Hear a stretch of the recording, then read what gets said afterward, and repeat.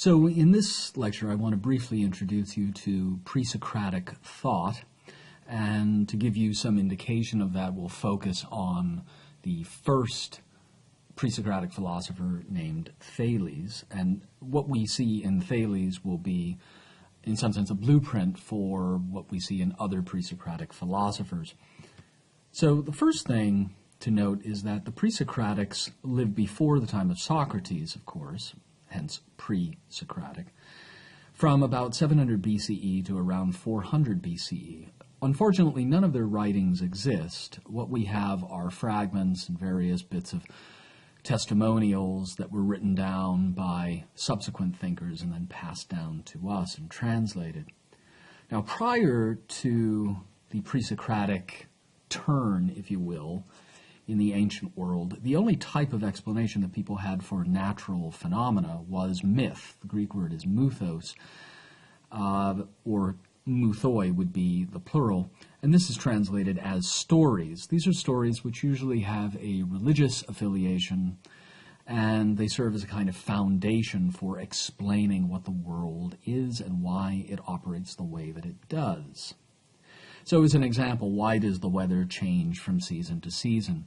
The ancient Greeks believed that the goddess Demeter, who was the goddess of grain and agriculture, had a daughter named Persephone, and Persephone was kidnapped by Hades, brought to the underworld, and Hades said that Persephone couldn't leave. Finally, he said, well, she can leave as long as she doesn't eat anything in the underworld, but unfortunately she ate some pomegranate seeds. And so he said, okay, well, I'll let her return to Demeter to be with her mother during some of the months, but other months out of the year she has to come down and spend time with me and keep me company. And so the Greeks believed that the reason that the weather would get cold and the seasons would change during winter was because Demeter was mourning the loss of her daughter. By contrast, in the summer months, Persephone was back and Demeter was joyous and bountiful. Now we can see here that myths try to offer some kind of explanation, and myths generally try to offer three types of answers to things. One would be explaining our origins, such as creation myths, what happens in the beginning of the world, and so on.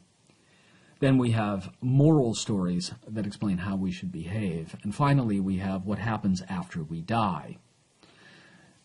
Myths provide some explanation for these things, but they don't provide a satisfying, rational, let alone scientific explanation for things. The Pre-Socratics didn't know if the myths were literally true, and they wanted a logos, that is, a rational explanation for things rather than a story or a muthos. They were mainly concerned with metaphysics. Their main questions were, where does everything come from? What's the world made of? And what are the laws of nature? They looked for a beginning, an arche, or first principle of all things. The earliest group were in a place called Miletus, which is in what is now present-day Turkey. So there were three pre-Socratics that came out of Miletus, and I'm only going to focus on the first one here, but there are two others, Anaximander and Anaximenes. So we see Miletus here. It's right in the center, thereabouts, on the coast of Asia Minor. And it was a Greek-speaking community, so these are all, by extension, Greek philosophers. These were Greek-speaking colonies.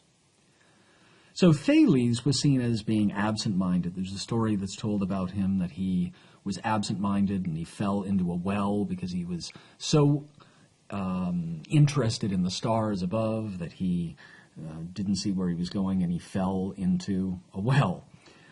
He was said not to be interested in what the common man found interesting.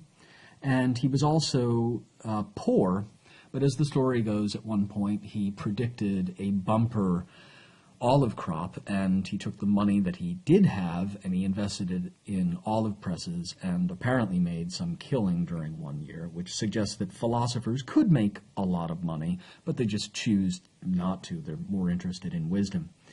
He also was said to have predicted an eclipse, to have parted a river while using knowledge of physics to dig a channel, like a levee, to divert the water, and so on. So his theory was everything is made of a pool. No, I'm only kidding. He means, of course, water. Everything's made out of water.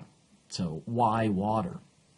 Well, water is associated with many kinds of qualitatively different things. As one example, the natural world is often moist. Our own bodies are largely composed of water, as are the bodies of animals.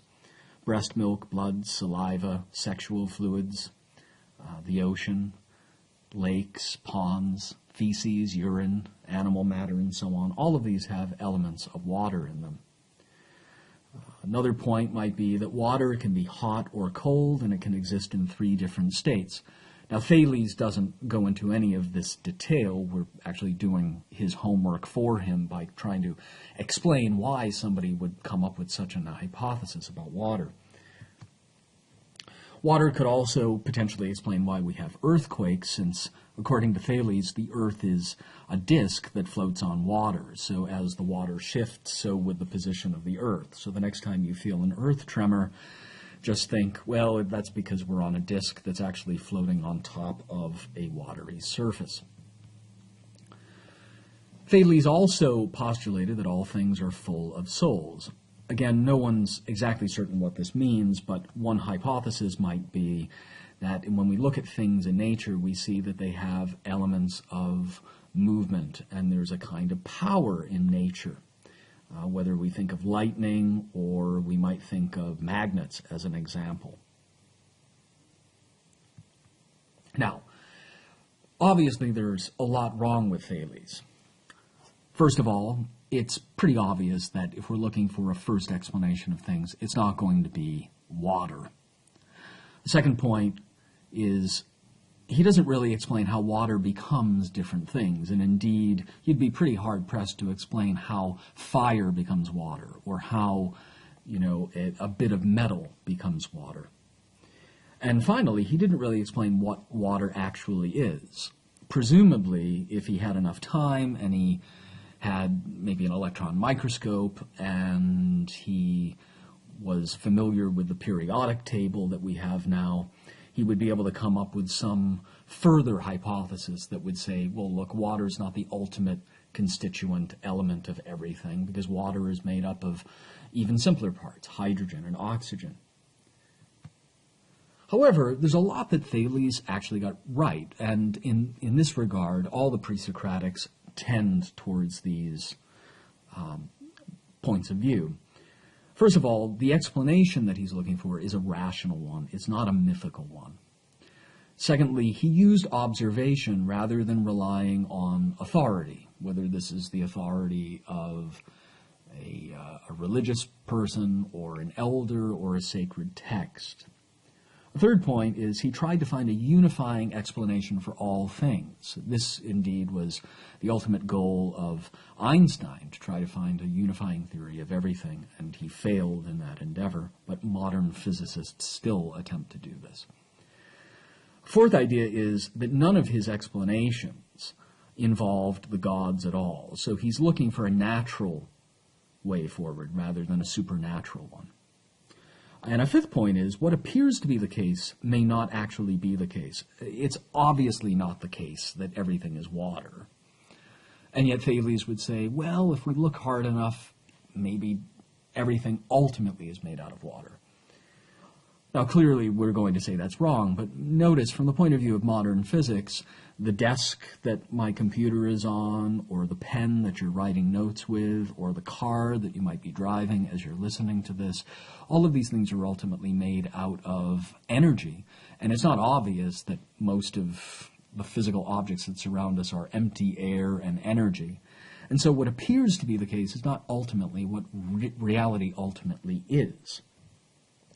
So when we think of all of these ideas, we realize that the Greek natural philosophers, the Pre-Socratics, were actually, in a kind of seminal form, giving us the very beginning questions that ultimately lead to modern science. And for that, they're invaluable to study.